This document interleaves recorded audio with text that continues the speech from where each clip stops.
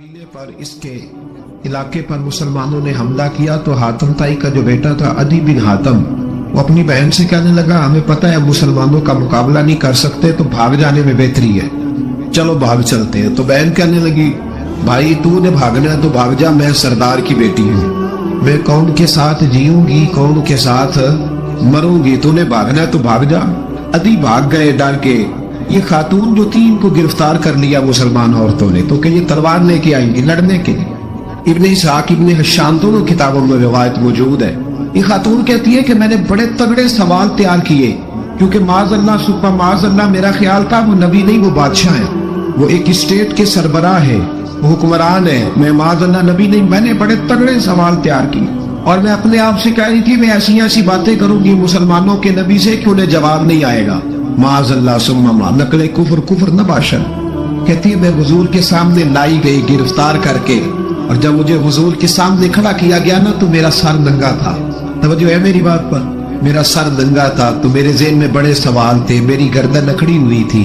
حضور نے میرا ننگا سر دیکھا تو محبوب ممبر سے اٹھے، اپنے کندھوں سے مدثر والی چادر اتاری اور حضور علیہ السلام نے حاتم تائی کی بیٹی کے سر پہ دے دی۔ اور یہ بھی کہتی ہے جب حضور کی چادر آئی تو میری اکڑی ہوئی گردن خود بخود جھک گئی نیچے کی طرف، خود بخود جھک گئی۔ سوال ابھی بھی میرے ذہن میں موجود تھے۔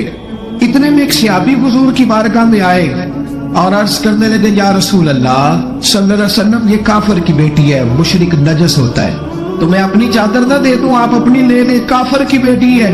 تو محبوب نے اس کی طرف جلال کی نظروں سے دیکھا، فرمایا خاموش ہو جا، بیٹیاں برابر ہوتی ہیں، تیاں سانجیاں ہوتی ہیں۔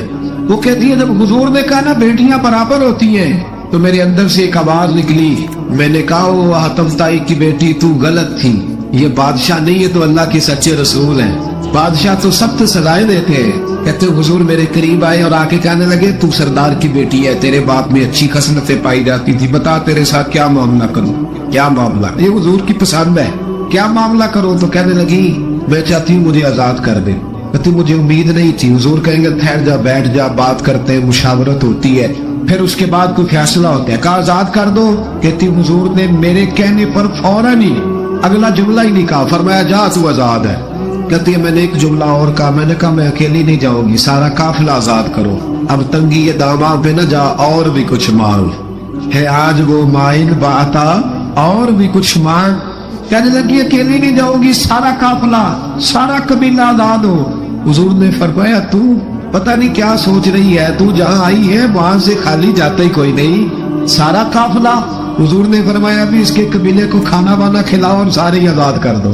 واپس گھر گئی تو اپنے باپ کو اپنے بھائی کو بلایا، بلا کے کہنے لگی بھائی وہ بادشاہ نہیں وہ نبی ہیں، بادشاہ نہیں وہ، اب تو جن کو فقیر ہونا چاہیے تھا وہ بھی بادشاہ بن گئے۔ بادشاہ سلامت، بادشاہ سلامت۔ میں رات بورے والے میں تھا، میں تھا وہاں دور تو دو تین بچے نا جو ہاتھ باندھ کے کھڑے ہو گئے۔ اب حضور نے فرمایا کہ اس طرح کا معاملہ نہ کرو جیسے مجوسی اپنے بادشاہوں کے ساتھ کرتے تھے۔ میں کہ پتر بیٹھ جو کہتے نہیں ساری ڈیوٹی ہے، میں کہ کیس لائی ہے، میں بادشاہ سلامت ہوں، میں جو کرسی تھے رام دا کیا چکر چل گیا ہے، ہاتھ باندھ کے کھڑے ہونا، کونوں میں کھڑے، کیا اس کا مطلب؟ ادب اداب ہے کرنا چاہیے، لیکن یہ کیا لوگوں کو سزا ملی ہوئی ہے کہ وہ بیچارہ جو غریب آدمی ادب اداب صرف اس کی ذمہ داری ہے؟ ماڑا آیا تو پیر صاحب نے ادب پہ لگا دیا اور تگڑا آیا تو خود ادب کرنا شروع کر دیا۔ یہ کس قسم کا تماشا ہے؟ یہ کوئی طریقہ نہیں۔ ادب اداب ہونے چاہیے لیکن غریبوں کو سزا، انہیں سزا نہ دو اگر بیچارے آ گئے تمہارے آستانہ آ لیا۔ بہرحال آمدام برسر مطلب کہنے لگی میں دیکھ کے آئی جو بادشاہ نہیں نبی ہے۔ تو عدی کہنے لگا میں عورتوں کی باتوں پہ یقین نہیں کرتا، میں خود جا کے دیکھوں گا۔ میں نے کہا غریبی میرے نبی کی پسند ہے، حضور نے اللہ سے غریبی مانگ کے لی ہے، کہا یا اللہ مجھے زیادہ پیسے نہ دینا، ایک وقت کی روٹی دینا۔ اور حضور فرماتے رب نے اختیار دیا ہے اگر میں چاہوں تو خود پہاڑ سونے کا بن جائے اور میرے ساتھ چلا کرے، پر میں نے اللہ سے زیادہ دولت مانگی۔ او بھائی دولت بڑی پیاری ہوتی تو سب سے زیادہ میرے نبی کی تجوریوں میں ہوتی۔ حضور نے دولت بانٹی ضرور ہے لیکن حضور نے اس سے پیار، یاد رکھے ہم تو پاگل ہو گئے پیسوں کے پیچھے بھاگ بھاگ، جو سڑک پہ ادھر جا رہا ہے وہ پیسے دینے جا رہا ہے، جو ادھر جا رہا ہے وہ لینے جا رہا ہے، پیسے کے چکر ہے، پیسے کا چکر، پیسے۔ ایک صاحب نے فون کیا کہنے لگے کو ٹائم دے دے، تو میں نے کہا بس یار وقت تھوڑے دے دے، کہتے تم خوش کر دیا۔ میں کہ مثلا تو کی کرے گا؟ کہتے جننے پیسے کہو گے لگ جائیں گے۔ اور میں نے کہا یار ہر ایک کو بکاؤ مال نہ سمجھا کر, ہمارا بہت زیادہ ریٹ ہے, تو دے ہی نہیں سکتا. کہنے لگے کون دے سکتا ہے؟ میں نے کہا دنیا میں کوئی بھی نہیں دے سکتا, ہمارا ریٹ ذرا زیادہ ہے.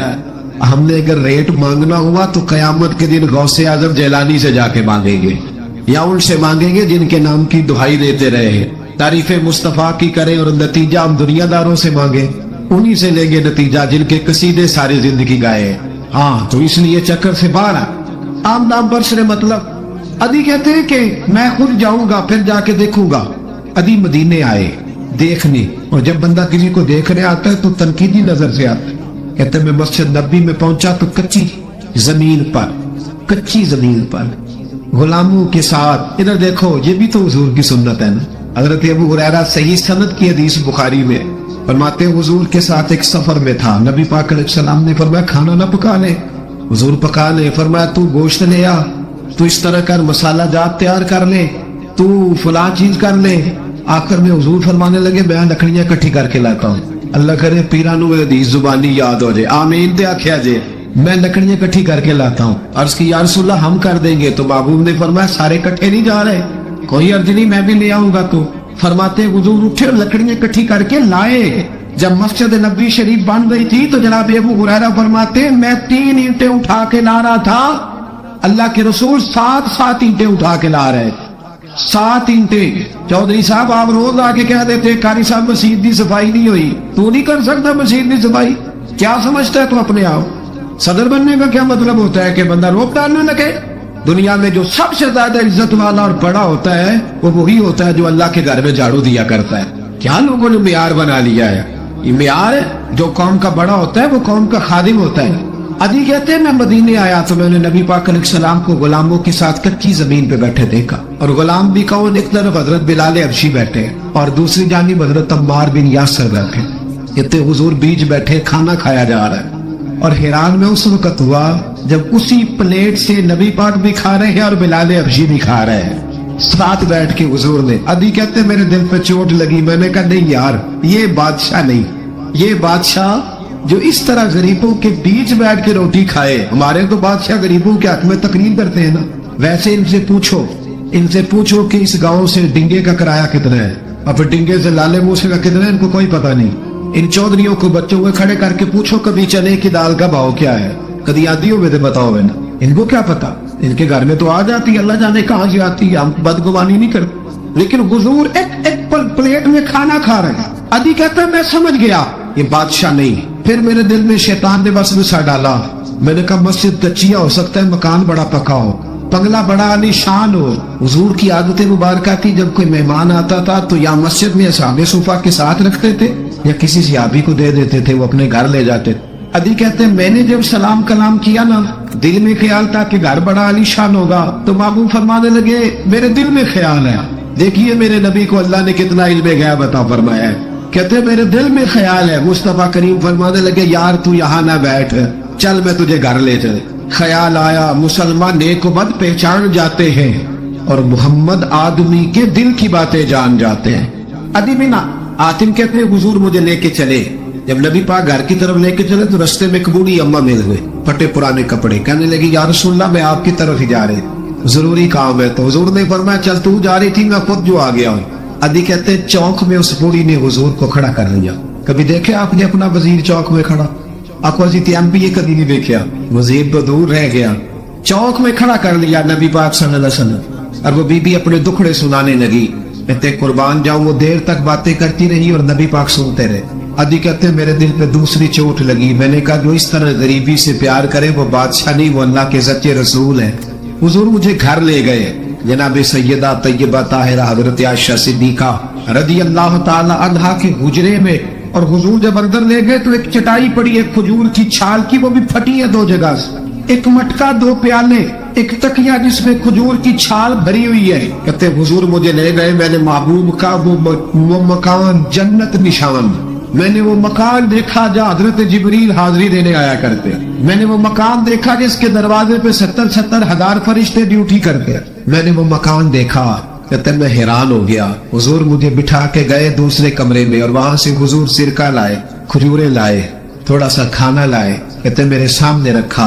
اب میں نے اس کھانے کی سادگی کو بھی دیکھا.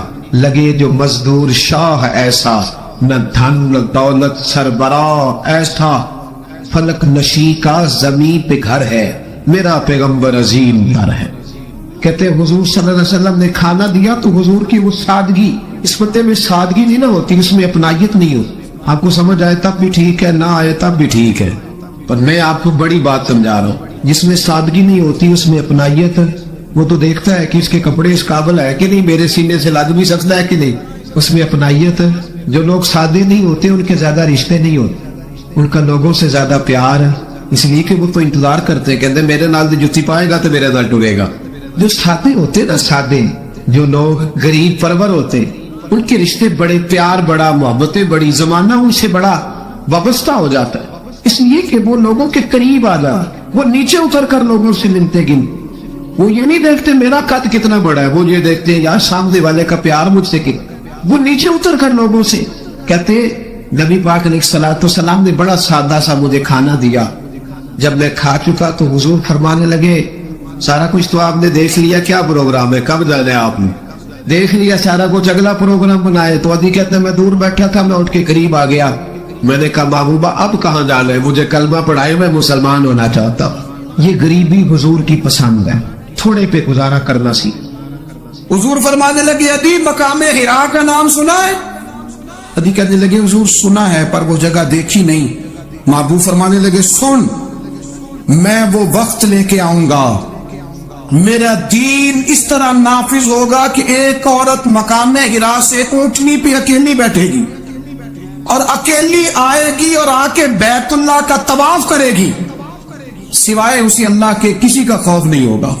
حضور فرمانے لگے کسرا کا نام سنا ہے؟ کہا حضور وہ تو بازار اس وقت بڑا تگڑا بادشاہ ہے۔ فرمایا اس کے علاقے بھی فتح ہوں گے، وہ خزانے مسلمانوں کے پاس آئیں گے۔ اور فرمایا تو تیسری بات نبی پاک نے بیان کی، فرمایا تو یہ دیکھ رہے ہیں کہ مسلمانوں میں غربت ہے؟ فرمایا ادھی ایک وقت آئے گا لوگ دینے کے لیے نکلیں گے پر انہیں لینے والا کوئی نہیں ملے گا۔ ادھی کہتے ہیں کہ میں رسول کریم کا کلمہ پڑھ کے مسلمان ہو گیا، اب زیادہ دور نہیں گزرا، ادھی رویا کرتے تھے، حاتم تائی کے بیٹے ادھی رویا کرتے تھے اور رو کے بتایا کرتے تھے لوگوں وہ جو حضور نے فرمایا تھا نا بی بی ہرا سے چلے گی اور طواف کرے گی، وہ بی بی میں نے اپنی آنکھوں سے آتی دیکھی، اسے سوائے اللہ کے کسی کا ڈر نہیں تھا۔ اور ادھی کہنے لگے وہ جو حضور نے فرمایا تھا نا کہ کسرا کے خزانے فتح ہوں گے، فرمایا وہ جب فتح ہو رہی تھی تو میں خود اس جنگ میں شریک تھا، مجھے اللہ نے موقع دیا، میں مجاہدوں میں شامل تھا۔ اور فرمانے لگے تیسری پیشن کوئی رہ گئی ہے، مجھے امید ہے وہ بھی پوری ہوگی۔ حضرت عمر بن عبدالعزیز کے زمانے میں آ کے وہ دور بھی آیا کہ لوگ زکوٰۃ دینے نکلتے تھے، لینے والا کوئی نہیں ملتا تھا، لوگ کسی کو غریب سمجھ کے صدقہ دینے لگتے تھے، وہ کہتا تھا بھائی لے جا، میں تو رات کو دے کے آیا ہوں، لوگ دینے نکلتے تھے، لینے والا کوئی نہیں۔ اسلام کی فطرت میں قدرت نے لچک دی ہے، اتنا ہی یہ ابھرے گا جتنا کہ دبا دو گے۔ نبی پاک بے مثل و بے مثال ہے، لا مثل لہ ولا مثال لہ، حضور کی مثل بھی کوئی نہیں اور مثال بھی ہے ہی کوئی نہیں، اللہ کریم نے محبوب جیسا دوسرا بنائے کوئی نہیں۔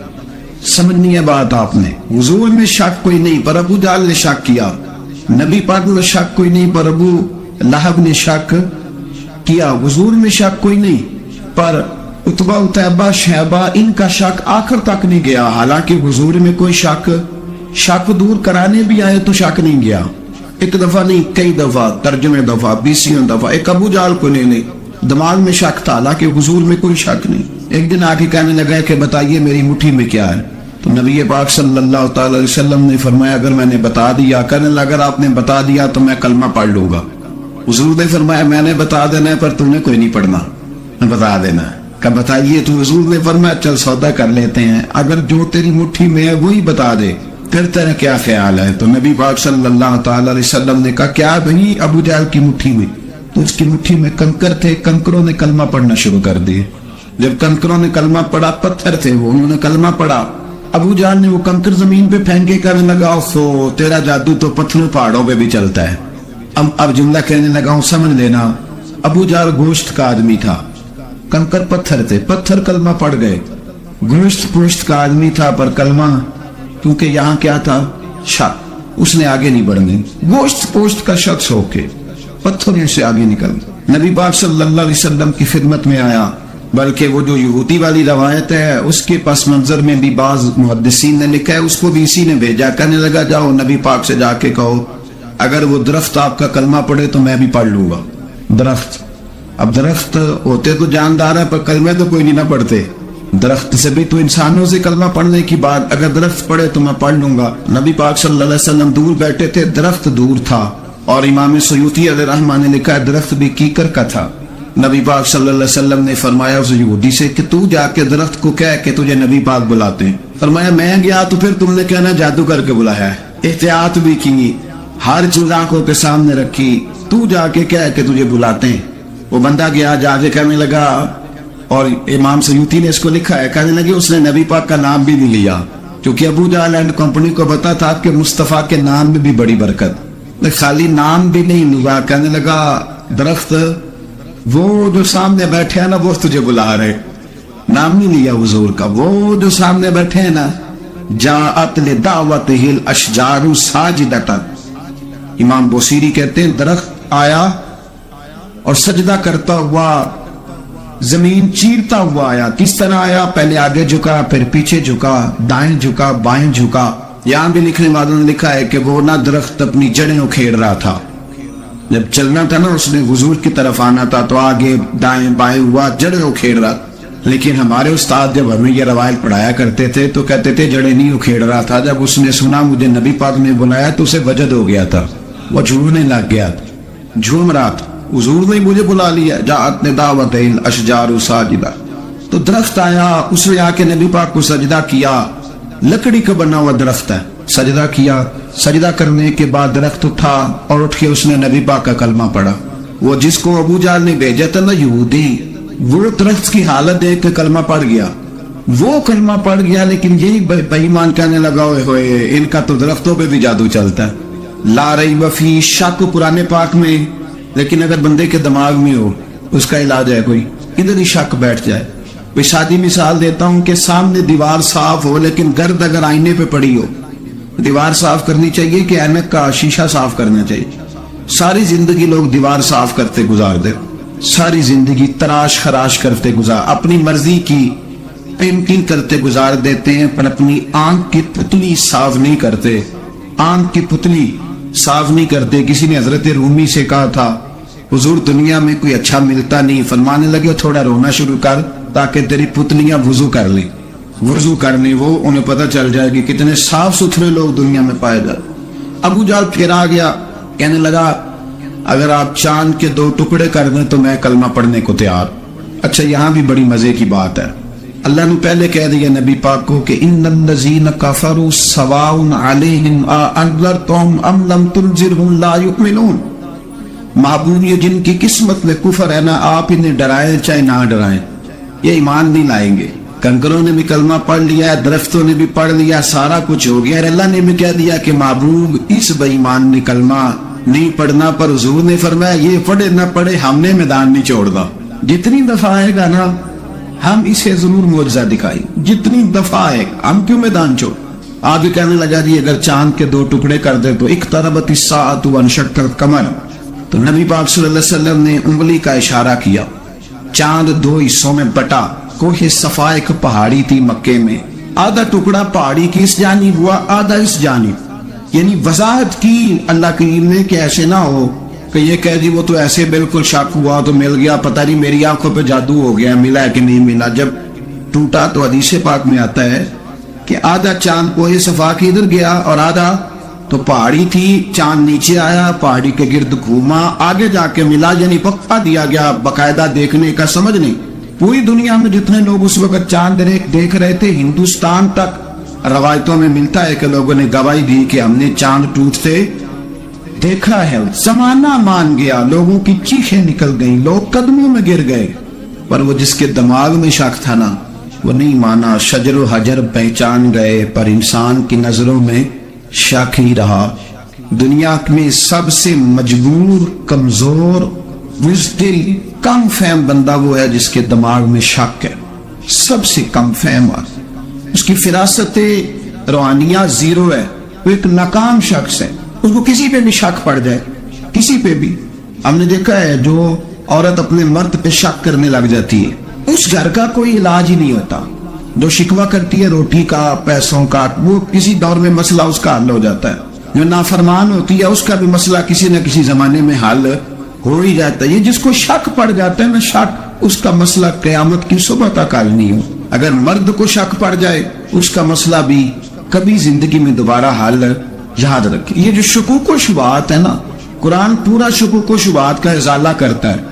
کافر کے سوال کا جواب دیتا ہے، منافق کے سوال کا جواب دیتا ہے. قرآن مجید ہر ایک کی تسلی کراتا ہے، لیکن شروع میں بتا دیا کہ لا ریب فیہ، شک والی گنجائش اس میں.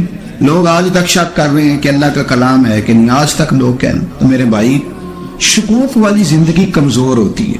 شکوک والی عقل مند لوگوں کی زندگی کمزور زندگی ہے. صحابہ کرام عمل والے لوگ تھے، وہ بحثوں میں الجھے رہتے تو عمل نہ کر پاتے. ہمارے یہاں نا بحث ہوتی ہے جس مسئلے کا کوئی تعلق ہی نہیں، الجھنوں سے نکل رہے. عمل کا رستہ، بحث جو ہوتی ہے یہ عمل کا رستہ روکتی ہے. عقل مند نہ بنے، فرما بردار بنے. میرے بھائی، شکوک و شبہات والی جو لائف ہے، لیکن نا انبیاء کرام علیہ السلام کے بارے میں شکوک و شبہات ہیں، اولیاء عظام کے بارے میں. اب ایک نیا شک پیدا ہو گیا ہے کہ فیض ملتا ہے کہ نہیں ملتا. ہم نے فلانے ولی کو دیکھا نہیں، ساری زندگی اس کا نام لیا، فیض ملے گا کہ نہیں. غوث پاک کو دیکھا نہیں، ساری زندگی قادری کہلایا، فیض ملے گا کہ نہیں. خواجہ اجمیر کو دیکھا نہیں، چشتی کہلائے، فیض ملا کہ نہیں. صابر پیا کو دیکھا نہیں، صابری کہلائے، فیض ملا کہ نہیں. او خدا کے بندے، فیض وہ چیز ہے جو نظر نہیں آتی پر محسوس سب سے زیادہ ہوتی ہے. ملے تو حضرت ویس کرنی بھی نہیں تھے نبی پاک سے، وہ بھی نہیں ملے تھے، ملاقات ان کی بھی نہیں ہوئی تھی. کیا کہو گے؟ ملاقات نہیں ہوئی، لیکن فیوز و برکات کا یہ عالم ہے کہ میرے محبوب نے فرمایا وہ دعا کرے گا تو اللہ میری امت کی بخشش فرمائے گا. تو اب ہمارے صوفیاء میں ایک سلسلہ اویسیہ ہے. سلسلہ اویسیہ میں اکثر ملاقات نہیں ہوتی، اکثر نہیں ملاقات ہوتی. بغیر دیکھیں نا، آپ جب کسی کا نام جپتے ہیں، جب کسی کا نام لیتے ہیں، جب اسی کا ذکر کرتے ہیں، جب اسی کے تذکرے میں رہتے ہیں، تو اللہ تبارک و تعالیٰ کے یہ جو کامل لوگ ہوتے ہیں یہ متوجہ ہو جاتے ہیں، ان کی توجہ ہوتی ہے. اور خود سرکار نے فرمایا دو آپس میں محبت کرنے والے، ایک مشرق میں ایک مغرب میں، قیامت کے دن اللہ دونوں کو جنت میں اکٹھا فرما دے گا. یہ کیا بات ہوئی کہ ہر بات میں شک کرنا کہ جی وہ فلانے سے ملاقات ہی نہیں ہوئی. تو کس طرح بھائی، ملاقات ایک الگ چیز کا نام ہے، ملاقات ایک الگ شے کا نام ہے. اور فیوز و برکات ہے کہ اللہ سے ملاقات ہوئی ہے، رزق دیتا ہے کہ نہیں، زندگی دیتا ہے. تو اس لیے ہر چیز کو ٹھیک ہے، وہ جو جگہ جس جگہ پہ جو بات ہے اس کو وہاں رہنا چاہیے، لیکن یہ شکوک ہے، ان سے باہر نکلیں، ان سے باہر آئیں. اور یا اللہ کا جو فیضان ہے، ان کی جو محبت ہے، ان کے جو طریقہ. حضرت سلیمان بن بشار رحمت اللہ علیہ بزرگ گزرے ہیں، وہ کہتے ہیں میرے پاس، میں بڑا خوبصورت تھا، جوانی میں دین کی تھوڑی سی خدمت کرتا تھا، تو ایک عورت آ گئی. اس عورت نے میرے ساتھ کچھ مجھ سے مانگا، مطالبہ کیا. تو میں نے کہا کوئی بھکارن ہے. میں نے جب اس نے نقاب اوڑا ہوا تھا، جب میں نے اس کی طرف پیسے دینے کے لیے، خیرات دینے کے لیے کچھ چیز بڑھائی، تو اس نے چہرے سے کپڑا ہٹایا. میں نے نظر جھکا لی، کہنے لگی سلیمان میرا رنگ روپ تو دیکھ، میں کتنی خوبصورت ہوں، میں تیری محبت میں گرفتار ہو گئی، خدا را میں اپنے آپ کو تیرے حوالے کرتی ہوں. آپ فرماتے ہیں جب اس کے نیت اور ارادے میں اور لفظوں میں میں نے فطور دیکھا تو میں استغفر اللہ پڑھتا وہاں سے بھاگ گیا. اتنا دوڑا کہ میں بصرہ سے باہر نکل گیا، شہر سے باہر آ. عورت سے دوڑ رہا ہے، مرد، نوجوان، خوبصورت. فرماتے عشاء کی اذانیں ہو رہی تھی، نماز پڑھ کے میں مسجد میں سو گیا تو مجھے حضرت یوسف علیہ السلام کا دیدار ہو. جناب یوسف کہتے ہیں میں حضور کا غلام اور غلاموں کا غلام اور صدیوں بعد کا غلام. تو جناب یوسف علیہ السلام میری خواب میں آئے اور کہنے لگے اٹھ جوان، میرے سینے سے لگ. یار تو نے تو نبی پاک کا امتی ہو کے وہ کام کیا ہے جو میں نے نبی ہو کے کیا تھا. اب کام حضرت یوسف والا کیا تھا نا، تو صدیوں اور سالوں اور مہینوں کا فاصلہ بن سکا. تو وہاں پہ مسئلہ یہ ہے کہ شکوک و شبہات والی زندگی نقصان دیتی ہے. حضرت ہمارے سلسلہ مقدسہ میں ایک سلسلہ علویہ ہے جو اعلیٰ حضرت فاضل بریلوی کو حاصل تھا. شاہ عبدالعزیز صاحب محدث دہلوی رحمت اللہ تعالی علیہ نے بڑا لکھا مولا علی کی شان پہ، حضرت علی پہ کلام، ان کا ذکر، ان کے تذکرے اس قدر فنا ہو گئے کہ ہر وقت ذکر علی کرتے. فرماتے ہیں مجھے خواب میں حضرت علی کا دیدار ہوا، انہوں نے مجھے بیعت فرمایا اور مجھے اپنے سلسلہ مبارکہ میں اجازت دی. تو شاہ صاحب رحمت اللہ علیہ فرمایا کرتے تھے کہ میں نے بہت کم لوگ ہیں جن کو پھر ان میں بیعت فرمایا جاتا ہے، تھوڑے چند لوگ. اور ان کو سلسلہ مبارکہ میں اس میں چند لوگ ہیں، اعلیٰ حضرت کے بعد شاہ رسول ہے، شاہ رسول کے بعد شاہ عبد العزیز محدث دہلوی اور ڈائریکٹ مولا علی شیر خدا سے بیعت۔ تو مطلب یہ ہے کہ کام شکوک و شبہات سے نکلیں۔ قرآن نے کہا لا ریب فی، قرآن میں شک البتہ وَإِن كُنتُمْ فِي رَيْبٍ مِّمَّا نَزَّلْنَا عَلَىٰ عَبْدِنَا، بندے کچھ شک کرتے ہیں، اگر انہیں شک ہو تو اس طرح کریں کہ فَأْتُوا بِسُورَةٍ مِّن مِّثْلِهِ، پھر اس کی مثل ایک صورت لے کے آئیں، اور وَادْعُوا شُهَدَاءَكُم مِّن دُونِ اللَّهِ إِن كُنتُمْ صَادِقِينَ، سارے بے شک اپنے حمایتی بلا لیں اگر وہ سچے۔ شک والی دنیا سے باہر نکل آئے، حقیقت والی دنیا کو قبول کریں۔ شکوک و شبہات کا ازالہ نہیں ہوتا، شک دوسرے شک کو جنم دیتا ہے، نقص دوسرے نقص کو جنم دیتا ہے، غلطی دوسری غلطی کو جنم دیتی، اور انسان جب تک شکوک کی، میں نے آپ کو کہہ دیا کہ ہر گھر بس سکتا ہے، ہر گھر، ہر عورت کے صحیح ہونے کی امید ہوتی ہے، پر جس بی بی کو اپنے خامند کے کردار پہ شک ہو وہ بی بی کبھی مطمئن نہیں ہوتی۔ ہر گھر بس جاتا ہے، لیکن جس خامند کو اپنے بیوی کے کردار پہ شک ہو جائے اس کا کبھی اس کے ساتھ سلوک مخلصانہ۔ شکوک والی زندگی بیماروں کی زندگی ہے، شکوک والی زندگی بیماروں کی زندگی، کمزوروں کی زندگی، بزدلوں کی زندگی۔ اس لیے حقیقت والی چیز جب تک آپ کے پاس کوئی چیز کلیئر ہو کے نہیں آتی، شریعت اسلامیہ نے بہتان کی سزا رکھی 80 کوڑے، پتہ ہے آپ کو؟ جس نے ایسے بہتان لگا دیا دلیل ہی کوئی نہیں، ایسے ہی کہہ دیا کہ جی وہ مجھے شک ہے، جی انہوں نے ایسے کیا، فرمایا اسے کوڑے مارو۔ شک کی بنیاد پر بہتان ترازی کرتا ہے، کوڑے کی سزا رکھی، 80 کوڑے مارو اس ظالم۔ یہ شک کر رہا ہے اس کو، جب اس کے بعد دلیل ہی کوئی نہیں۔ یا بڑے بندے ہیں بات کر دیتے ہیں، کہتے ہیں وہ ایسا ہوا ہوگا، میں نے ایسا دیکھا تھا، ہوگا، کیا تھا، ممکن ہے۔ تو یہ شکوک ہے۔ اس شکوک، یہ سامنے والے کا کچھ بھی نہیں بگڑتا، اس بیچارے کا کیا بگڑنا ہے۔ یاد رکھے بڑی خوبصورت بات یہاں حضرت عبداللہ ابن مسعود کی، آپ فرمایا کرتے تھے جب کسی بندے پر بندے شک کرتے ہیں اور ناجائز شک کرتے ہیں، اللہ اس کی عزتوں میں اضافہ فرما دیتا ہے، اللہ اس کے شانے عطا کرتا ہے۔ اپنی زندگی کو بیماریوں سے نکالنے، یہ روحانی بیماری ہے شک، اس سے باہر آنے۔ یہ ظلم ہے، اولیاء پہ بھی شک، صوفیاء پہ بھی شک، علماء پہ بھی شک، ہر بندے پہ شک، کوئی صحیح نہیں، سارے غلط، میں اکیلا صحیح۔ اس شک سے باہر آ جائیں، یہ نفسیاتی مریض بنا دے گا، بے سکون کرے گا، بے قرار کرے گا۔ جس ترتیب سے ہم مسکراتے ہیں، جس ترتیب سے ہم روتے ہیں، جس ترتیب سے ہم کسی بات کا اظہار تشکر کرتے ہیں، خدا ان باتوں سے پاک ہے۔ اب بہت ساری حدیثوں میں آیا کہ وہ مسکراتا ہے، تو کیا مطلب ہے مسکرانے کا؟ تو علماء تفسیر نے لکھا ہے مسکرانے کا مطلب یہ ہے کہ وہ بڑا ہی راضی ہوتا ہے اپنے بندے سے، بڑا راضی ہوتا ہے۔ یہ مطلب ایک تو مسکرانے کا مطلب یہ ہے کہ وہ بڑا راضی ہو گیا، بڑا راضی ہو گیا، وہ مسکرا دیا اپنے بندے پہ۔ اور ایک اس کا معنی خود نبی پاک صلی اللہ تعالی علیہ وسلم نے بیان فرمایا، مسند امام احمد بن حنبل میں حدیث ہے، حضور سید عالم علیہ السلام سے صحابہ نے پوچھا یا رسول اللہ شہید تو بڑے لوگ ہوتے ہیں، شہیدوں میں افضل کون ہے؟ تو اللہ کے حبیب علیہ السلام فرمانے لگے وہ والا بندہ جو ڈٹ گیا تھا کافروں کے مقابلے میں، وہ ہلا نہیں، پوری طرح ڈٹ کے جو لڑا، وہ شہداء میں افضل ہے۔ حضور فرماتے ہیں وہ جنت کے بالا خانوں میں سیر کرے گا اور رب اسے دیکھ کے مسکرائے گا، رب اسے دیکھ کے مسکرائے گا، اللہ تعالیٰ مسکراتا ہے اسے دیکھ کے۔ اور اگلے جملے میں حضور نے وضاحت کر دی، فرمایا جب رب دنیا میں کسی پر مسکراتا ہے نا تو اس کا معنی یہ ہے کہ قیامت میں پھر اللہ اسے حساب کوئی نہیں لے گا۔ جس پر اللہ دنیا میں مسکرا دیا اس سے کوئی حساب، تو وہ کام ڈھونڈنے چاہیے نا جس سے اللہ مسکرائے۔ ویسے کبھی ہم ایسا کرتے ہیں کہ نہیں کہ کسی کو راضی کیا جائے؟ یہ کام ہم کرتے ہیں کہ ہماری کمپنی کا جو سربراہ ہے وہ ہم سے راضی رہے، جس ادارے میں ہم پڑھاتے ہیں اس ادارے کا بڑا ہم سے راضی رہے۔ یہ کرتے ہیں ہم، اس کے لیے کچھ نہ کچھ ہیلے بہانے ہم کرتے ہیں۔ برادری، قبیلہ، علاقہ، بستی، لوگ کسی طریقے سے ہمارے ساتھ مطمئن رہے، کرتے ہیں نا یہ سارے کام۔ اس میں تھوڑی مشکل بھی ہمیں آتی ہے، لیکن کرتے ہیں، کیا کریں؟ گھر میں بھی کئی دفعہ ایسا ماحول بنانا پڑتا ہے۔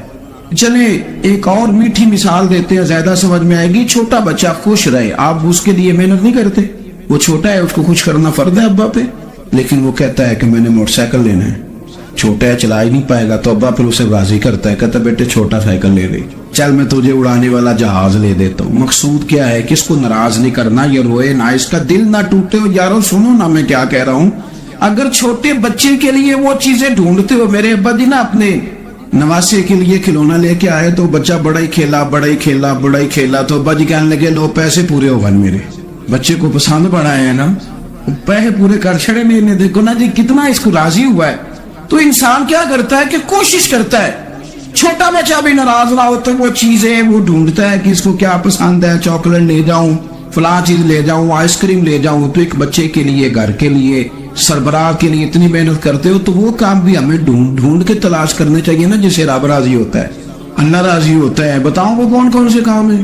نبی کریم صلی اللہ تعالی علیہ وسلم نے ارشاد فرمایا 3 لوگ ہیں جنہیں دیکھ کے رب مسکراتا ہے. یا رسول اللہ صلی اللہ علیہ وسلم وہ کون کون سے؟ تو محبوب فرمانے لگے ایک وہ بندہ ساری مخلوق سوئی ہے آدھی رات ہے رات کا پچھلا پہر ہے اس نے اٹھ کے وضو کر لیا مصلی پہ کھڑا ہو گیا خدا کی یاد میں. فرمایا اسے دیکھ کے رب مسکراتا ہے جو اس کی شان کے لائق ہے. مسکراتا ہے اللہ یہ تو سونے کا ٹائم تھا یہ تو گہری نیند آنے کا وقت تھا رات کا پچھلا پہر. رات پوے تے بے درداں نو نیند پیاری آوے تے درد منداں نو یاد سجن دی ستیاں بھی آن جگاوے. اور ساون کی کالی راتوں میں جب بوندا باندی ہوتی ہے وہ راتوں کو اٹھ روتے ہیں جب خلقت ساری سوتی ہے. اللہ مسکراتا ہے. اور سننا میرے بھائی میرے نبی پاک صلی اللہ تعالی علیہ وسلم فرماتے ہیں جب مسلمان نماز کے لیے صفے بناتے ہیں نا ترتیب لگ رہی ہوتی ہے اب اللہ کی بارگاہ میں کھڑے ہوں گے قیام کریں گے رکوع کریں گے سجود کریں گے. فرمایا جب مومن صفے بناتے ہیں تو رب دیکھ کے مسکراتا ہے. کمال ہو گئے عروج بندگی کا جب بندے کو دیکھ کے رب مسکرائے. خدا بندے سے خود پوچھے بتا تیری رضا کیا ہے مسکراتا ہے. اور میرے نبی پاک علیہ السلام فرماتے ہیں جب مجاہد جہاد کے لیے صفیں سیدھی کرتے ہیں آج تو یہ رب کے نام پہ مرنے ہی آ گئے یہ صفوں میں کھڑے ہوں گے ترتیب سے لڑیں گے ترتیب سے گلا کاٹیں گے کافروں کا یا شہادت لیں گے. فرمایا جب جہاد کے لوگ صفیں بناتے ہیں تو رب انہیں دیکھ کے مسکراتا ہے. کتنے نصیبوں والا میں بندہ ہے جسے دیکھ کے مسکرا دیا. او یار کبھی تیرا بیٹا تیرے سامنے مسکرائے نا چھوٹا تو تیرا دل باغ باغ ہو جاتا ہے. تیری ماں بیمار کسی ایک دن صحیح طرح ہنس پڑے تو طبیعت خوش ہو جاتی. مجھے بتاؤ نا جس کا رب بھی اسے دیکھ کے ہنس پڑے جو اس کی شان کے لائق ہے کیا اس بندے کے نصیبیں ہیں کیا اس کے مقدر ہے. آپ اس مقام پر اپنے آپ کو لائیں. اب دیکھیں نا یہ حدیث ہم نے سن لی اب ہم نے نا اس طرح صفے نہیں بنانے جس طرح ساری دنیا اب ذرا صفے بھی شوق سے بنائیں گے. آپ ذرا تھوڑا سا شوق پیدا کریں گے بھئی یہ تو میں وہ کام کرنے لگا ہوں جسے دیکھ کے رب مسکراتا ہے. نبی پاک صلی اللہ علیہ وسلم نے فرمایا جب کو بندہ توبہ کرتا ہے نا ہم توبہ کا رٹا لگاتے ہیں یا اللہ میری توبہ یا اللہ. اور توبہ کا تو مطلب یہ ہے کہ پچھلے گناہوں سے پکی توبہ آج کے بعد یہ غلطی نہ کرنے کا پکا وعدہ. تو نے ساری شب برات رو کے گزاری ہے بتا سویرے جھوٹ جوڑنے کا ارادہ ہے تیرا آج کے بعد رشوت تو نہیں نہ لے گا ملاوٹ تو نہیں نہ کرے گا یہ توبہ ہے. اور اگر سارے کام اسی طرح کرنے تو پھر یہ توبہ کا رٹا ہے جتنا مرضی لگاؤ. حضرت علی بن ربیعہ رضی اللہ تعالیٰ عنہ فرماتے ہیں میں مولا علی کے ساتھ تھا مقام حرہ کی طرف جا رہے تھے حضرت علی نے ہاتھ اٹھا کے دعا مانگی ہماری تعلیم کے لیے ورنہ حضرت علی ہم صحابہ کو محفوظ عن الخطا تو مانتے ہیں نا. ہاتھ اٹھا کے کہا اے اللہ ہمارے گناہ بخش دے تیرے علاوہ کوئی معاف کرنے والا نہیں. اور پھر حضرت علی آسمان کی طرف دیکھا اور دیکھ کے نا حضرت علی بن ربیعہ کو تو مسکرائے. حضرت علی بن ربیعہ کہنے لگے حضور مسکرائے کیوں؟ وہ فرمانے لگے ایک دن میں حضور کے ساتھ اسی طرح آیا تھا اسی طرح حضور نے دعا فرمائی تھی ہماری تعلیم کے لیے اور پھر حضور مجھے دیکھ کے مسکرائے تھے اور فرمایا جب کوئی بندہ رب کی بارگاہ میں اس طرح استغفار کرتا ہے تو رب مسکراتا ہے اور مسکرا کے فرماتا ہے دیکھ لو میرے بندوں کو پتا ہے کہ میرے علاوہ معاف کرنے والا کوئی نہیں. انہیں پتا ہے تو اس کی بارگاہ میں رجوع تو لایا آیا تو صحیح تو آنسو لے کر.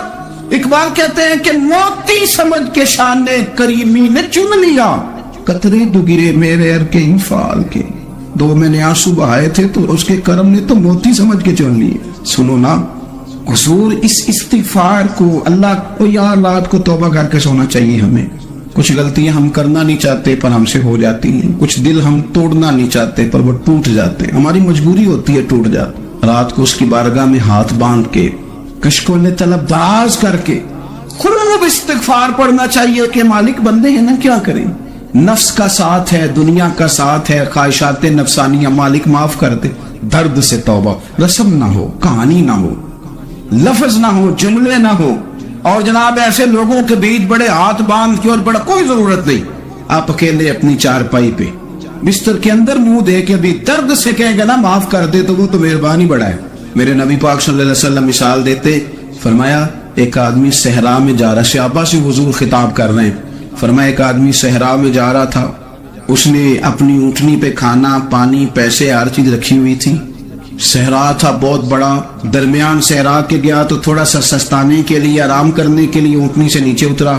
اب اس نے اونٹنی کی لگام, اونٹنی کی نکیل اپنے سرانے کے نیچے رکھی, ہاتھ کے ساتھ پکڑی اور سو گیا. تھوڑی ہی دیر کے بعد جب اس کی آنکھ کھلی تو دیکھا اونٹنی غائب ہے. صحرا میں وہ پیدل نہ آگے جا سکتا ہے, نہ پیچھے جا سکتا ہے, نہ دائیں نہ بائیں, کھانے کو روٹی نہیں, پینے کو پانی کا قطرہ نہیں, تھوڑا ادھر بھاگا ادھر بھاگا, تھک گیا. کریم محبوب فرماتے ہیں وہ پوری طرح نڈھال ہو گیا اور مایوس ہو گیا, معاذ اللہ, مایوس ہے کہ دوبارہ اسی جگہ آ کے لیٹ گیا جہاں پہلے لیٹا تھا. انتظار کرنے لگا کہ اب موت ہی آئے گی, آخری وقت ہے, اب نہ میں پیدل یہ صحرا کراس کر سکتا ہوں, نہ پیچھے جا سکتا ہوں, نہ کھانا ہے نہ پانی ہے, سوائے موت کے کوئی سہارا نہیں. حضور فرماتے ہیں وہ رستے میں دوبارہ لیٹ گیا. اچانک اس نے رخ بدلا تو اونٹنی سامنے کھڑی تھی. حضور نے صحابہ سے پوچھا بتاؤ نا اسے بھلا کتنی کو خوشی ہوگی. یا رسول اللہ جی سے نئی زندگی مل گئی ہے. آپ دیکھیں نا سارے ڈاکٹروں نے کہہ دیا کہ اس کے تو گردے معدہ جگر ہر چیز ختم ہے, گھر لے جاؤ خدمت کرو, ہر طرف پریشانی ہے. وہ بندہ بھی سمجھ گیا ہے کہ آخری وقت آ گیا, کل جاؤں پرسوں جاؤں, تیاری ہو گئی, سب لوگ آ گئے, باہر والے بھی آ گئے, یہ ماحول ایک عجیب رنگ اختیار کر گیا. اچانک ایک ڈاکٹر نے آ کے کہا نہیں نہیں غلطی لگ گئی تھی, مجھے بتائیے انداز کیا ہوتا ہے, بغیر دوائی کے بندہ اٹھ کے کھڑا نہیں ہو جاتا. میں تو بچ گیا. نبی پاک صلی اللہ علیہ وسلم فرمانے لگے اس کی اونٹنی مل گئی, بتاؤ بھلا اسے کتنی خوشی ہوگی. یا رسول اللہ وہ تو دوبارہ دنیا میں آ گیا. حضور فرمانے لگے اسے کچھ بھی خوشی نہیں ہوئی. جب کوئی رب کا گناہگار بندہ کہ توبہ کرتا ہے, رب کو اس سے کہیں گنا زیادہ خوشی ہوتی ہے. میرا بندہ آ گیا ہے, میرا بندہ آ گیا ہے, میرے گھر آ گیا. اس نے آنسو بہائے ہیں. اس نے کہا اللہ میں تیرا ہی رزق کھاتا ہوں, تیری ہی زمین پہ رہتا ہوں, تیرے نام سے میری سانسیں چلتی ہیں. وہ آ گیا. فرمایا اس اونٹنی والے سے زیادہ رب کو خوشی ہوتی ہے جب گناہگار آ کے توبہ کرے. گناہگاروں کے آنسو اس کی بارگاہ میں بڑے مقبول ہیں, لیکن ہم رسم ادا کرتے ہیں, توبہ نہیں کرتے. ہم اپنے آپ کے ساتھ دھوکہ کرتے ہیں, جھوٹ بولتے ہیں. ہم بندہ کوئی ناراض ہو جائے تو ہمیں کو نہیں نیند آتی, اس کے گھر چلے جاتے ہیں. ہم اپنے سارے رشتوں کو تعلقات کو مینٹین کر کے رکھنے کے عادی ہیں. ہمیں پتا ہے کہ وہاں میں نہیں جا سکا تو بیٹا بھیجتا ہوں, فلاں شادی پہ میں نہیں جا سکا تو بھتیجا بھیجتا ہوں, بھائی بھیجتا ہوں, اور تعلق کا ہم نے خیال رکھا کوئی روٹ نہ جائے. لیکن کمال ہے نا, یہ نہیں سوچا کہ اگر رب روٹ گیا تو جب وہ روٹ جائے نا تو سارے رشتے بھی بندے کے پاس موجود ہوں تو کوئی کارآمد نہیں ہوتی. پھر کروڑوں روپیہ جیب میں ہوں تو ڈاکٹروں کی دوائیاں اثر نہیں کرتی. وہ روٹ جائے تو پھر انسان اس طرح سے پھسلتا ہے کہ بڑے بڑے اس کے پاس دروازے ہوتے ہیں پر کسی جگہ اس کا ہاتھ نہیں لگتا. خدا را خیال کریں, دنیا روٹتی ہے تو روٹ جائے, رب رسول ناراض نہ ہونے پائے, اس کا خیال کریں. حضور فرماتے ہیں وہ مسکراتا ہے, اسے خوشی ہوتی ہے جبکہ اس کا بندہ اس کی طرف رجوع کرتا ہے. میرے عزیزو, رسول پاک صلی اللہ تعالی علیہ وسلم نے ان لوگوں کے تذکرے کیے جنہیں دیکھ کے رب مسکراتا ہے. ہم نہ گناہگاروں پر بھی فتویٰ دینے میں جلدی کرتے اور نیکی پر بشارت دینے میں بھی جلدی کرتے ہیں, حالانکہ یہ ہماری ذمہ داری نہیں. پتہ نہیں اللہ تعالیٰ کس کو کب توفیق توبہ دے کے اپنے قریب کر لے, لیکن بڑی جلدی ہے, بڑی جلدی فتویٰ دینے میں. اور یہ فتویٰ صرف مفتیوں کا نہیں رہ گیا, یہ میری طرح کے آپ کی طرح کے ڈھیروں لوگ ہیں جنہوں نے جیب میں فتوے ڈالے ہوئے. بھئی آپ نے کیوں ذمہ داری لے لی ہے جنت میں داخل کرنے کی اور نکالنے کی؟ یہ تو میرے رب کریم کا کرم ہے, وہ جس کو چاہے جب چاہے جتنا چاہے عطا کرے. لیکن کچھ لوگ نا بڑے پکے ہو گئے ہیں کہ شاید جو میں سوچ رہا ہوں وہی درست ہے. کبھی کبھی کچھ چیزیں عجیب بھی ہوتی ہیں, لہذا خدا کی رحمت پر بھروسہ کر کے بات کرنی چاہیے, اپنی مرضی کے فتوے نہیں داغنے چاہیے. وہ دیکھو جی فلانا بندہ یوں کر رہا ہے, آپ کو پتہ ہی نہیں پوری بات کا, آپ کو علم ہی نہیں پوری بات کا. حضرت باولک نقشبند بخاری رحمت اللہ علیہ فرماتے ہیں میں حج کرنے گیا تو وہاں میں نے ایک آدمی کو کروڑوں کا کاروبار کرتے دیکھا تو میرے دل میں خیال ہے یہاں بھی اللہ اللہ کرنی چاہیے تھی, دنیا داری کر رہا ہے. لیکن فرماتے ہیں حج سے فارغ ہوئے تو میں نے دیکھا وہی بندہ सारा कुछ रब की बारगाह में खैरात कर रहा है और सैकड़ों गरीब हाजी हैं जिनको पूरे पूरे खर्चे दे रहा है। तो मैंने वही अपनी सोच से तौबा की कि मैं कहाँ था, बड़ी जल्दी खड़े ना हो जाएं। हजरत हसन बसरी रहमतुल्लाह ताला अलैह इरशाद फरमाते कि मैं दरिया के किनारे गया तो वहां मैंने एक शख्स को देखा, वो अपनी एक खातून की गोद में सर रख के बैठा और करीब एक बोतल भी पड़ी है। मेरे दिल में माज़ अल्लाह ख्याल आया कि देखो किस अंदाज में एक औरत के साथ ये है और पास बोतल भी पड़ी है, जाने शराब है। कहते मैं सोच ही रहा था कि अचानक की कश्ती आ रही थी दरिया में, वो हिचकोले खाए कश्ती में 4-5 लोग थे, वो दरिया में डूबने लगे। वो आदमी तेजी से उठा, दरिया में छलांग लगाई, पहले एक को निकाला, फिर दूसरा निकाला, फिर तीसरा निकाला, एक बंदा रह गया। कहने लगा हुजूर मुझे तो आपने गुनाहगार समझा है, मैं तो बड़े गलत अंदाज में यहाँ बैठा हूँ, आपने जो सोचा चलेंगे चौथा बंदा आप निकालना है, करे ना ये काम, करे ना ये काम, बड़े भले भाले बड़े अल्लाह वाले, रियाज आपको बस हम ही जानते हैं, इतनी जल्दी फतवा। हजरत हसन बसरी फरमाते हैं मैं पशेमान हुआ, मैंने कहा मुझे तैरना नहीं आता तो देर न कर, चौथा डूब न जाए। करते उसने छलांग लगाई, चौथा भी निकाल लाया और कहने लगा हजरत आपने जल्दी की सोचने में, ये बीबी मेरी माँ है और ये सिरके की बोतल है। हम माँ बेटे का ये मशगला है कि ये वो जगह है जहाँ आके लोग मुसाफिर उतरते हैं और यहाँ से किसी का घर 100 मील है, किसी का 200 मील है। हम सुबह सिरका खजूरें रोटियां लेके यहाँ आते हैं, मुसाफिरों की नौकरी करते, कोई परेशान हो तो मदद करते हैं। हजरत ख्वाजा हसन बसरी फरमाते हैं मैंने माफी मांगी, उनसे भी मांगी, रब से भी मांगी। उन्होंने मांग ली ना बुजुर्ग थे, पर हमको नहीं तैयार मांगने को। हम हर वक्त बदगुमानियां, वो फलाना फलाने जुर्म करता था, मैं उसे अब कैसे नेक मान लूं। भाई अब वो नमाजी है, खुदा के घर आते जाता है, अब अल्लाह की बारगाह में हाजिर होता है। जब रब ने माफ कर दिया तू भी सोच बदल जा। सुने हुजूर क्या फरमाते, नबी पाक साहिब वलाक सल्लल्लाहु तआला अलैहि वसल्लम फरमाते हैं, मुस्नद इमाम अहमद बिन हंबल देखिए, फरमाया रब उस वक्त बड़ा ही मुस्कुराएगा जब कातिल भी जन्नत में जाएगा, मकतूल भी जन्नत में जाएगा। या रसूलल्लाह मकतूल तो गया, ये कातिल कैसे चला गया? हुजूर फरमाते हैं जाएगा और जाएगा, रब मुस्कुराएगा जो उसकी शान के लायक है। या रसूलल्लाह किस तरह? तो नबी पाक सल्लल्लाहु अलैहि वसल्लम फरमाने लगे इसने एक मोमिन को कत्ल किया था, वो शहीद होकर जन्नत में चला गया। अब अल्लाह ने बाद में इसे तौबा की तौफीक दे दी। पहले इसने कलमा पढ़ा, फिर ये मैदान में उतरा, काफिरों से लड़ा, ये शहीद हुआ, रब ने इसे भी जन्नत दे दी। कातिल भी जन्नत में, मकतूल में जन्नत में। और बात इतनी अनोखी है कि रब देख के मुस्कुरा रहा है जो उसकी शान के लायक है। हम जल्दी में हैं, हम इंतजार नहीं कर रहे कि शायद तौबा कर जाए, हम इंतजार नहीं कर रहे। लेकिन मेरे अजीज इतनी जल्दी न करे, सोचों का साफ होना, ज़हनों का पाक होना और लोगों के बारे में गुमान का अच्छा होना। आप किसी नफ्सियात के डॉक्टर के पास चले जाएं, उसे कहें टेंशन बढ़ी है, मैं उनके मज़ामीन पढ़ता रहता हूं, वो सब। मेरे नबी पाक सल्लल्लाहु अलैहि वसल्लम फरमाते एक शख्स था, दुनियादारी करता था, बड़ा माल, बड़ी जायदादें, बड़ा डेरा, बड़ा खाना पीना, बड़ा आना जाना लोगों का, बड़े पैसे। अचानक हालात किसी वजह से बदल गए, कुछ ऐसे मामलात हो गए कि उसका कारोबार ठप हो गया, जमीनें बिक गई, जायदादें उजड़ गई। क्योंकि वो भी अल्लाह की नाफरमानी में मुब्तला था तो हर चीज जाया हो। नबी पाक सल्लल्लाहु अलैहि वसल्लम फरमाते जब हर चीज उसकी चली गई ना, वो कभी मस्जिद नहीं आया था, बनी इस्राइल का शख्स था, तो कभी वो अल्लाह तबारक व तआला की बारगाह में हाजिर नहीं हुआ। अब जब सब कुछ चला गया ना, कोई वो दोस्त सज्जन जो पहले बड़े करीब थे, वो आहिस्ता आहिस्ता पीछे हटने लगे। 2-4 दिन तो उधारे पैसे दिए और उसके बाद कहने लगे ये तो भिखारी हो गया है। भिखारी, वो तेरी आंख हो या संगे मलामत की चुभन, कौन पहुंचा है मेरे दर्द की गहराई तक। दौरे शोहरत में तो यारों ने किया याद बहुत, साथ आया ना कोई कूचे रुसवाई तक। और मियां साहब कहते हैं सारी उम्र ही आटा गुद्दा है ते लखा कीते पेड़े, उन वक्त आया ते मोहम्मद बख्शा कोई नहीं बैठा नेड़े।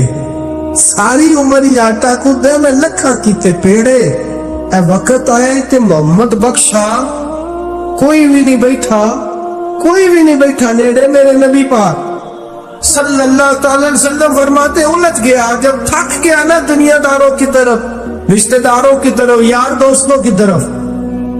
तो फिर जाके मस्जिद याद आई, सजदा किया, कहने लगा या अल्लाह कोई नहीं मेरा तेरे सिवा, अल्लाह मैंने दुनिया देख ली है सारी, तेरे सिवा मेरा कोई नहीं। रब करीम ने फरिश्तों को बुलाया, फिर मैं इधर आओ, जाओ मेरा बंदा जैसे कहता है वैसे ही कर दो, जो कहता है वैसे ही।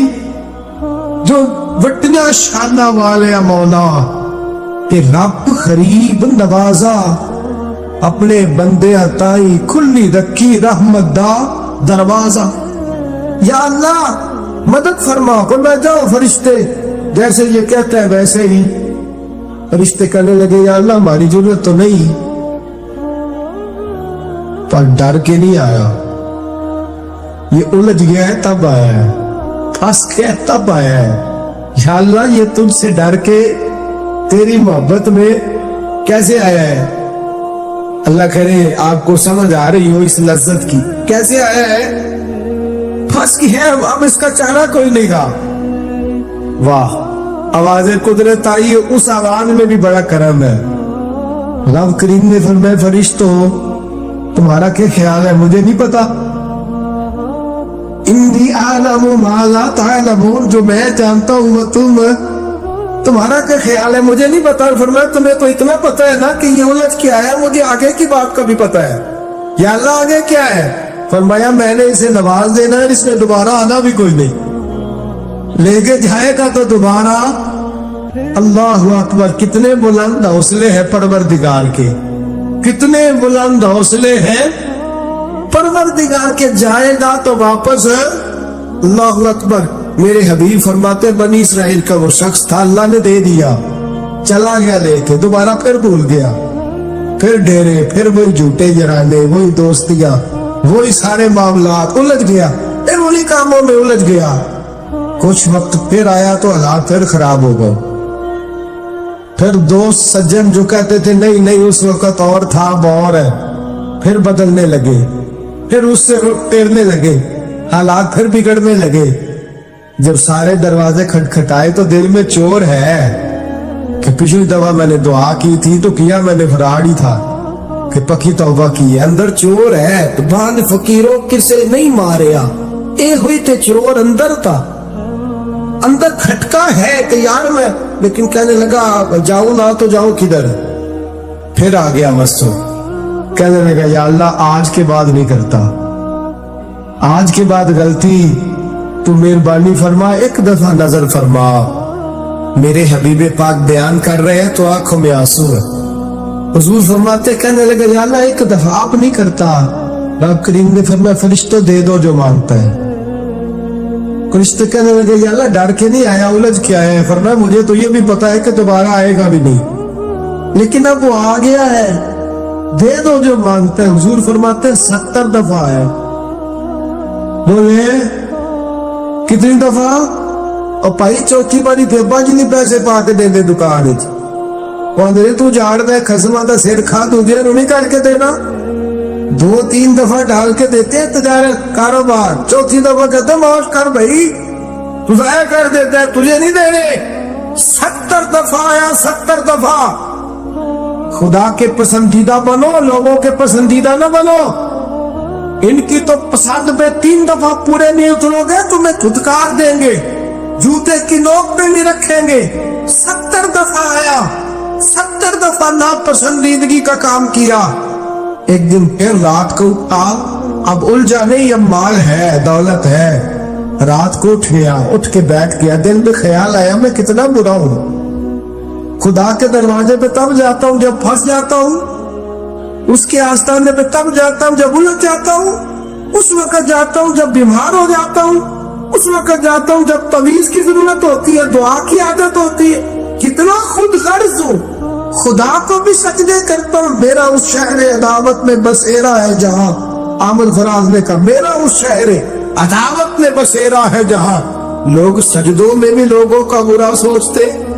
मैं कहां बस रहा हूं कि यहां भी मेरा लालच ही है। उठा, फिर तड़पा, मुसल्ला बिछाया तो मुसल्ला आंसुओं से भीग गया। कहने लगा खुदाया तू अजीम है, मैं जलील हूं, तू बड़ा है, मैं आजिज हूं, तेरी क्या बात है, मैं कुछ भी नहीं, खुदाया 70 दफा तौबा की और झूठी की। तेरा कितना बड़ा हौसला है, तूने हर दफा मेरी कबूल फरमाई। खुदाया आज मैं लालच लेके नहीं आया, मैं तुझे राजी करने आया हूँ। आज मैं तुझे राजी करने आया हूँ, सच्चा होके आया हूँ। मेरे महबूब फरमाते, रब ने फरमाया, फरिश्तों खोलो नजर आसमान के दरवाजे। तुम कहते थे उलझ के आया है, फंस के आया, खोलो आसमान के दरवाजे, वो देखो सजदे में गिरा हुआ है। ये आज उलझ के नहीं आया, ये आज मुझसे डर के आ गया है, आज मेरे प्यार में आ गया है। फरिश्ते कहने लगे, या अल्लाह पहले तुम माल देता था, हम क्या देगा?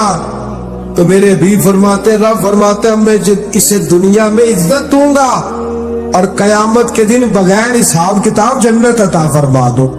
मेरे दोस्त, छोड़ दुनिया की पसंदीदा, रोज नया रंग इख्तियार करना, बंदे मुझे पसंद करे, रोज नया स्टाइल इख्तियार करना लोगों की। अब ये रिवाज आ गया, अब ये रिवाज आ गया, अब ये चक्कर चल गया है।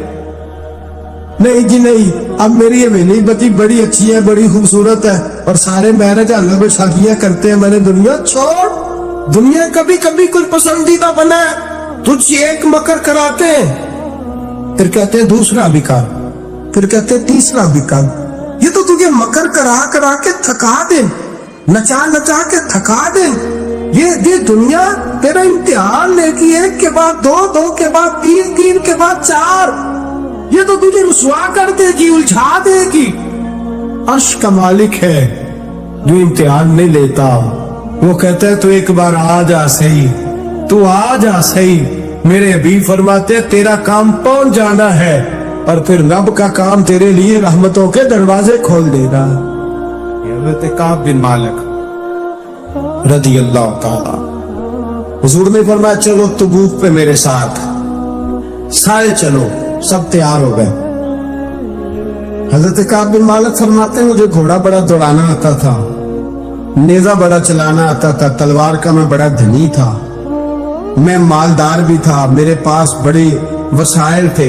हुजूर चले गए तो मैंने, ये बुखारी है, फरमाते हैं मैंने सोचा कि मैं चला जाऊंगा, कल मैं घोड़ा दौड़ाऊंगा, मैंने पीछे पहुंच जाना, परसों चला जाऊंगा, तरसों बस सुस्ती हो गई, ना जा सका। फरमाते वक्त बीत गया, हुजूर चले गए, आज जाता हूँ कल जाता हूँ, इसी में हालात सारे गुजर गए, हत्ता कि अल्लाह के रसूल वापस आ गए। फरमाते कुछ बूढ़े थे जो ना जा सके और कुछ मुनाफिक थे जो हुजूर के साथ जिहाद पे न जा सके। आप फरमाते मैं जवान भी था, तीर अंदाज भी था और दुनिया अरब सारा जानता था कि मालदार भी है, अल्लाह ताला की दी हुई बड़ी नेमत। मैं न गया और वो गलती गई, सुस्ती गई। फरमाते हुजूर मदीने में आए, जब मस्जिद नबी में बैठे तो मुनाफिक आके बहाने करने लगे।